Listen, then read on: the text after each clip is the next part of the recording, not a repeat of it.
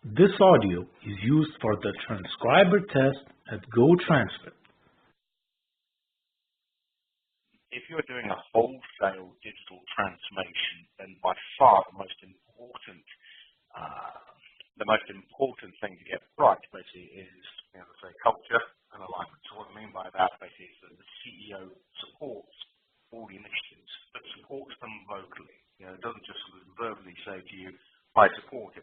It's got to be driven top down. People have to see that this is an initiative that is a priority for the CEO, that he or she basically is fully supportive of it, that the process is transparent, all that kind of stuff.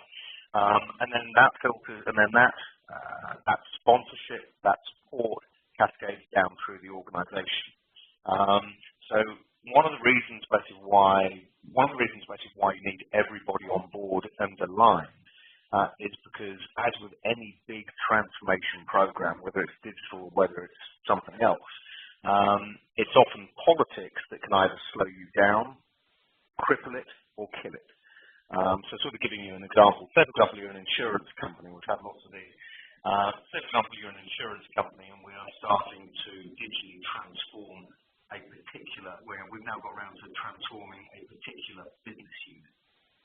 If the head of that business unit doesn't like what's happening, maybe because his or her kingdom is at threat, because ultimately when we start going down, cascading through an organisation, ultimately you end up with the corporate agenda giving way to individual agendas, where you have a vice president of sales, for example, saying, I don't like this because it's taking away some of my power, it's new, it's scary, and so I'm going to do my best basically to sort of block it and make it difficult and all that sort of stuff. So culture and alignment.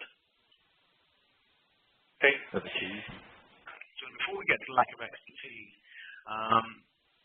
the organisation, as you'll sort of probably be aware, but it has to have a vision, it has to have a plan, and that plan has to be documented because you've got to have a scope. You've got to understand better what is it that you're looking to do, what are the stages you're looking to do it in, and who does it involve and everything else. So particularly if it's a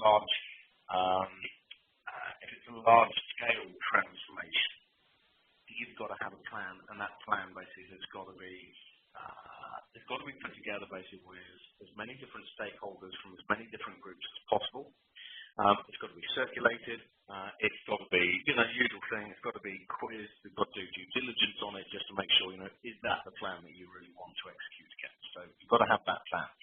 Once you have that plan, basically, then you can have a look at the skills basically that you need, and performing a simple thing, perform a gap analysis.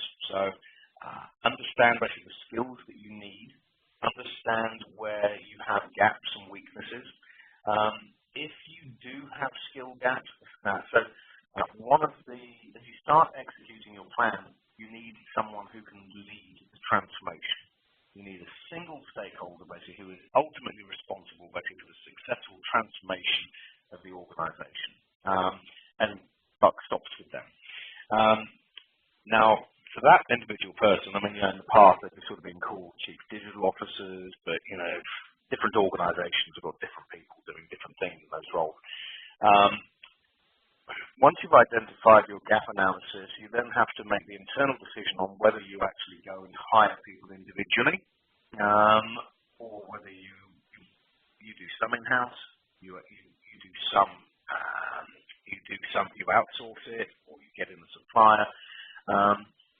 Typically, basically, the way that the majority of organisations go, basically, is they will hire their own in-house team, and typically it's a senior team with 3 levels.